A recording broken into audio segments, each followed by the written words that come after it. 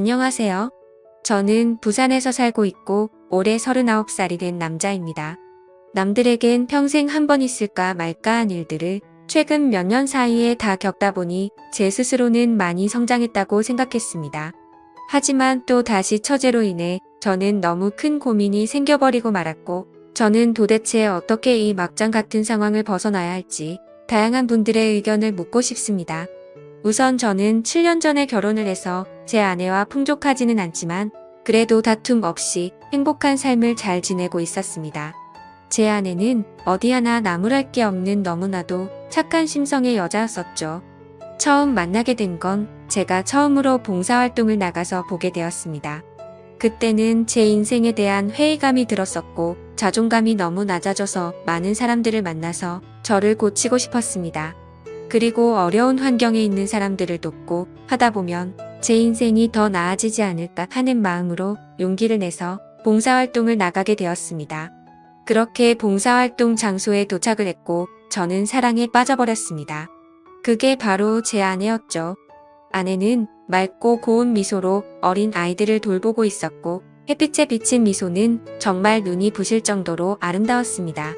저는 그렇게 첫눈에 푹 빠져버리고 말았죠. 지금 생각해도 눈물이 날 정도로 너무 아련했었던 기억이네요. 하지만 그녀에게 쉽게 다가갈 수가 없었습니다. 저는 가진 것도 별로 없었고 외모도 남들보다 별로 뛰어나지 않은 그저 평범한 사람이거든요.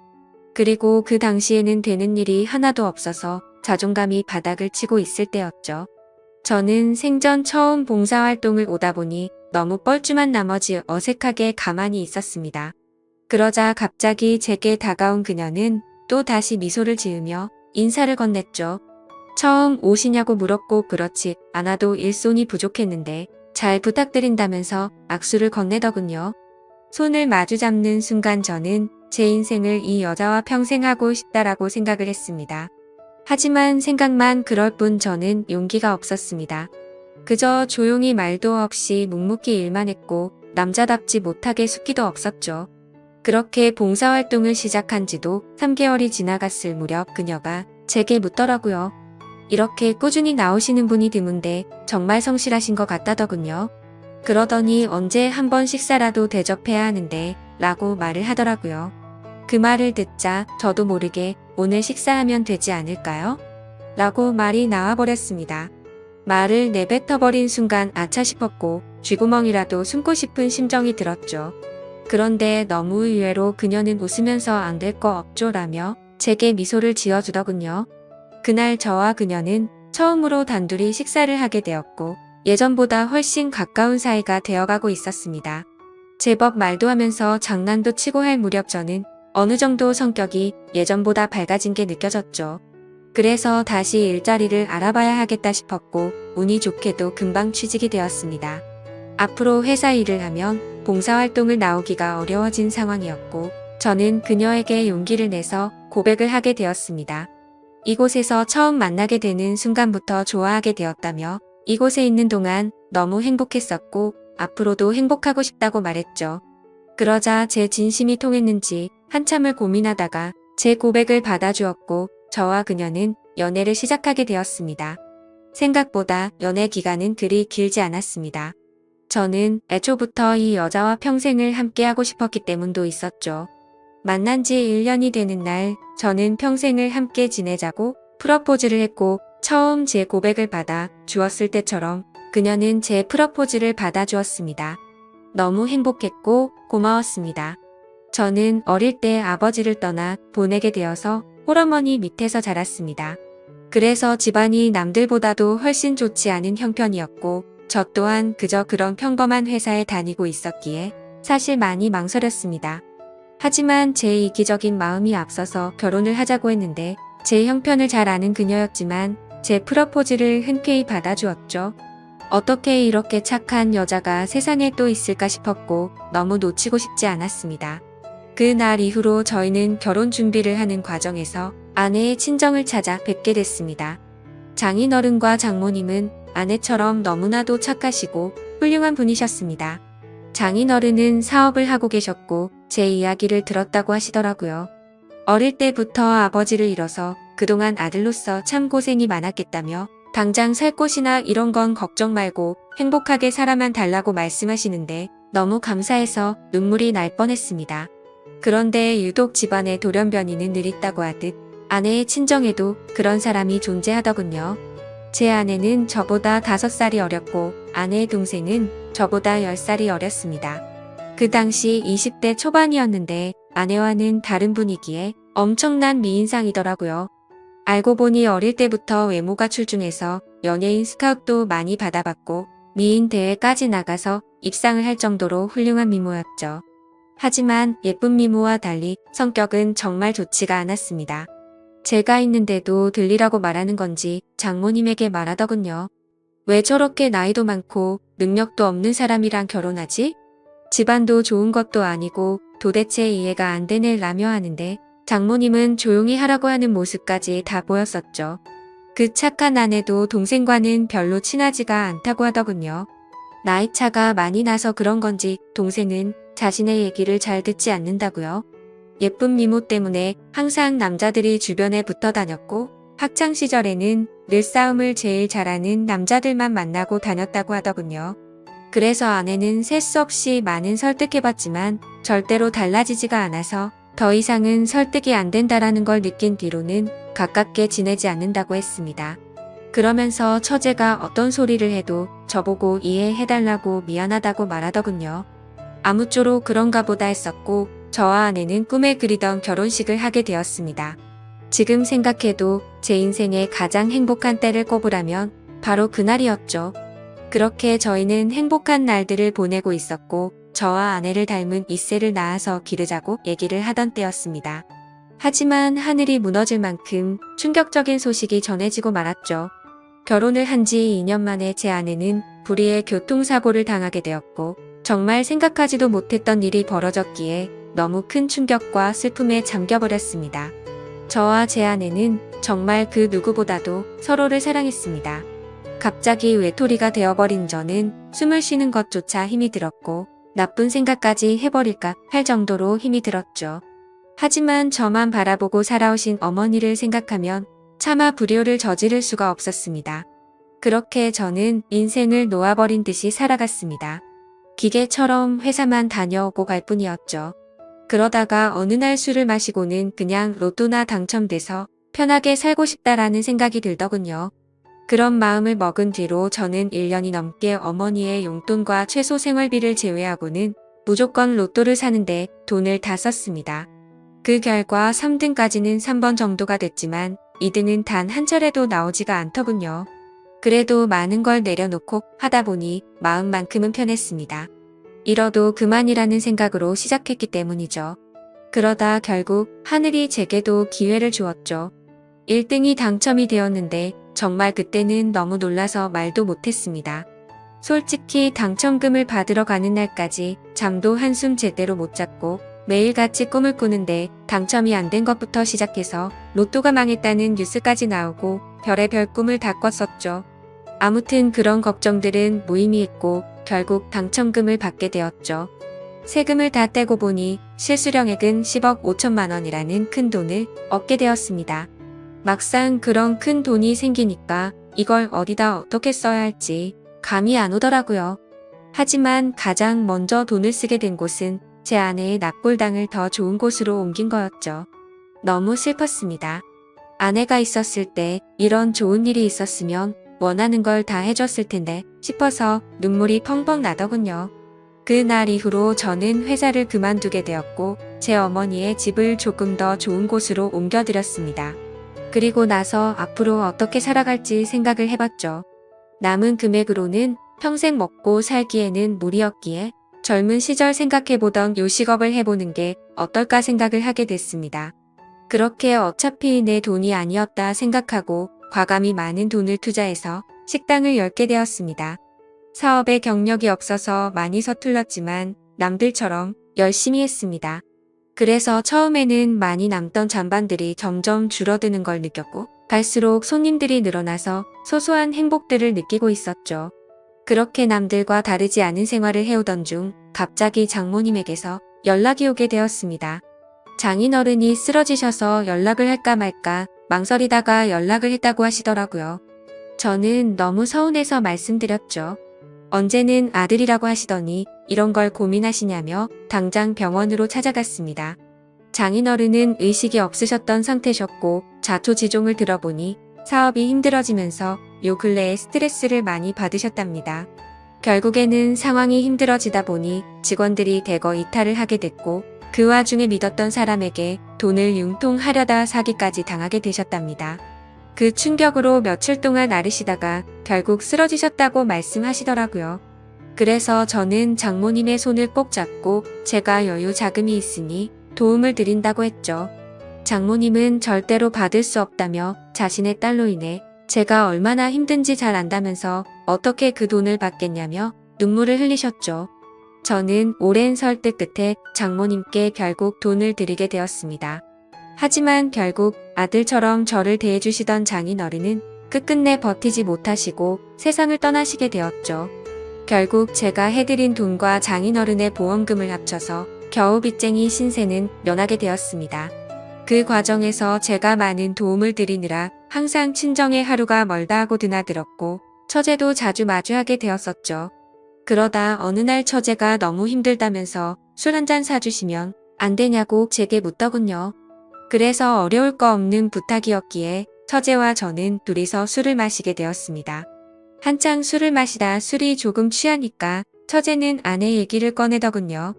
언니에게 너무 못했던 게 매일 생각났고 시간을 되돌릴 수 있다면 잘하고 싶다고. 착한 언니를 왜 빨리 데려갔는지 하늘이 원망스럽다며 펑펑 울더라고요. 그러면서 예전에 제게 잘못했던 부분들도 너무 미안했다며 철이 없어서 했던 짓이지만 형부에게 상처를 준 걸 생각하면 자기 자신이 너무 밉다고 울면서 말하는데 그 말에 저는 처제의 진심이 너무 와닿았습니다. 그래서 그날 이후로 저는 처제를 다시 보게 되었습니다. 얼굴만 예쁠 뿐만 아니라 본래 성격은 역시나 부모님과 아내를 닮아서 착한 사람이었구나 라고 생각했죠. 그리고 나서 처제와 많은 대화들을 나누었습니다. 많은 대화를 나누다 보니 그동안 서먹했던 사이가 조금은 풀어지는 듯 했고 말을 이어가다가 처제는 제게 질문을 했죠. 갑자기 왜 이렇게 돈이 많냐고 묻더군요. 저는 그래서 약간은 당황했지만 거짓말로 대답을 했습니다. 왠지 로또 당첨이 되어서 벼락부자가 됐다라고 말하기는 창피한 마음이 들었던 거죠. 그냥 예전에 묵혀두었던 주식이 조금 올라서 그걸로 사업을 시작했는데 운이 좋게도 장사가 잘 되고 있다고 말했습니다. 지금 돌이켜 생각해보면 그때 장사가 잘 된다고 했던 그 말이 제 인생에 있어서 천추의 한이 될 거라고는 생각조차 못했습니다. 여하튼 그날 술자리를 계기로 처제와 저는 종종 밥도 먹고 술도 마시게 되었죠. 그러다 결국 인간으로서 절대로 해서는 안 될 실수를 저지르고 말았습니다. 제 인생에 있어서 너무 후회가 되는 일이었죠. 다른 날과 다름없이 처제와 술을 마시게 되었습니다. 그 당시에는 처제에게 용돈을 주고 지냈었기에 그날도 제가 술값을 계산하려고 했죠. 그런데 갑자기 처제가 일해서 돈을 벌었다며 자기가 술을 산다고 하더군요.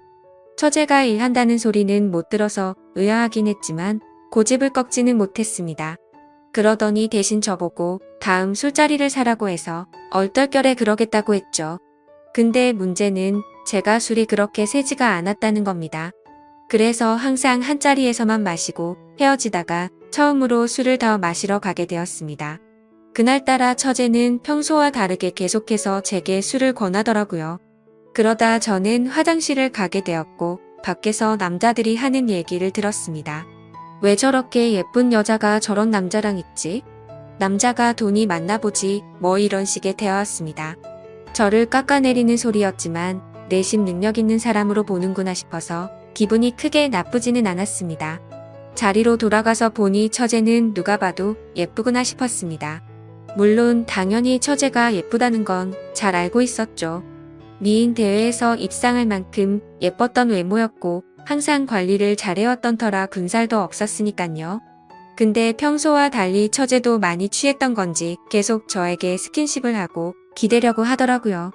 맨 정신이었으면 뭐하는 짓이냐고 했을 테지만 저도 술이 많이 취해서 미쳐버린 건지 처제의 모습이 여자처럼 보이기 시작했습니다.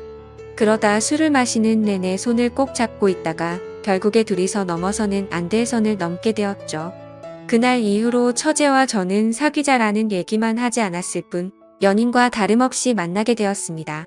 아내 생각에 절대 이건 아니다 싶었고 이런 관계를 그만하자고 만나서 얘기하려고도 해봤습니다. 하지만 막상 만나면 너무 예쁜 미모에 홀려서 똑같은 실수를 하게 되었죠. 그런 관계를 오랫동안 이어오다 보니 너무 자연스러운 만남은 그 누구도 모르게 몰래 계속 만나왔습니다. 그러다가 결국 생각하지도 못한 일이 터졌습니다. 평생 겪지 못해본 유례 없던 전염병이 돌기 시작하게 되었던 거죠. 항상 많은 수익을 유지해 주었던 저희 식당도 너무 큰 위기가 생겨버렸습니다. 하루에 매출 300만 원은 찍던 가게가 하루아침에 30만 원도 못 팔게 되자 그때부터 상황은 너무 심각하게 돌아갔던 거죠. 몇 년 동안 이런 적이 없었기에 모아뒀던 돈들은 시설 재투자로 많은 자금을 지출한 상태였었고 가만히 숨만 쉬어도 나가는 돈이 어마어마했습니다. 결국에는 어떻게든 버티려고 발버둥을 쳐봤지만 도저히 끝날 줄 모르는 상황에 모든 걸 포기하게 되었죠. 그동안 모든 정성을 쏟아 부었던 가게를 폐업 처리를 하는데 정말 한숨만 나오고 너무 슬펐습니다. 말 그대로 저는 한마디로 알거지가 되어버렸습니다. 하지만 그런 아픈 마음을 위로해주는 사람은 단 한 명도 없었죠. 연인이라고 생각했던 처제는 제가 폐업 처리를 하자 급격하게 변해버렸습니다. 사실 그 이전에 힘들 때부터도 많이 달라진 걸 느끼긴 했었습니다. 한 달에 한 번 볼까 말까 할 정도로 약속을 계속 미루더라고요. 그러면서 급하게 돈이 필요하다며 저를 못 살게 굴었죠. 지금 상황 힘든 거 잘 알지 않냐고 해도 짜증을 내면서 결국에는 항상 받아갈 정도였습니다. 폐업 신고를 하고 난 뒤 저는 앞으로 다시 열심히 하면 잘 될 거라고 처제의 손을 잡았습니다. 처제는 일단 자신에게 있는 돈 전부를 맡겨두라고 하더군요. 사업하는 사람을 못 믿겠다면서 어떻게든 우리가 만나려면 돈이 있어야 하지 않겠냐고 하더라고요. 그나마 가지고 있는 거라고는 집에 잡혀있는 전세자금 5천만 원이 닿았죠. 그래서 저는 월세로 옮겨가기 위해 그 돈을 받게 되었고 곧장 처제에게 다 보내게 됐습니다. 그런데 입금했다라고 문자를 한 이후로 단 한 통의 답장도 전화도 없더라고요. 그렇게 몇 주가 흘렀고 저는 배신감에 치를 떨면서 도저히 이렇게는 못 넘어간다 싶어서 처제가 살고 있는 오피스텔 앞에서 한참을 기다렸습니다. 그날 자정이 다 되어서야 처제는 어떤 건장한 남자와 팔짱을 끼고 나타나더군요. 정말 순간적으로 눈이 돌아갔습니다. 그 남자와 맞붙어서 절대로 이길 자신이 없었지만 제 눈에는 이미 그런 게 보이지 않았고 욕을 하면서 뛰쳐나갔죠. 처제는 깜짝 놀라더니 왜 여길 찾아왔냐고 하더라고요. 그래서 저는 내 돈 찾으러 왔지 왜 연락을 안 받냐고 소리를 질러댔습니다. 그러자 처제는 가짠타는 듯이 제 눈을 똑바로 쳐다보면서 욕을 내뱉더군요. 내가 너한테 그동안 당해온 게 있어서 위로금 차원으로 생각하고 받은 건데 뭐가 문제냐면서 감옥에 안 보낸 걸 감사하게 생각하라고 말하더군요. 정말 망치로 머리를 맞은 기분이었습니다. 처제도 저와 같은 마음인 줄 알았는데 그게 아니었던 거죠. 그저 저는 돈을 주는 기계처럼 생각했던 거였습니다. 저는 순간 너무 분노가 치밀어 올라서 달려들려고 하는데 그 건장한 남자가 제 멱살을 잡더라고요. 내가 네 처제되는 여자 남자친구인데 무슨 헛소리를 짓걸리냐고 하더군요. 인간 같지도 않은 짓 해놓고 무슨 염치로 여길 오냐면서 마음 같아서는 묵사발 내주고 싶은데 지금 사고치면 안 돼서 겨우 참는 거라고 말하더군요. 그러고는 저를 밀쳐버리고는 처제의 집으로 둘이 같이 들어갔습니다. 그냥 누가 봐도 그 남자는 건달이었습니다. 온몸에 문신이 가득했고 사고를 치면 안 된다고 하는 걸 봐서 느낌이 왔죠. 심지어 그런 모습을 보니까 그 남자와 짜고서 제게 돈을 뜯어낸 게 아닌가라는 생각이 들었습니다. 하지만 인간 같지도 않다라는 말은 틀린 말은 아니었죠. 그때 그 말을 듣는데 정신이 번쩍 들었습니다.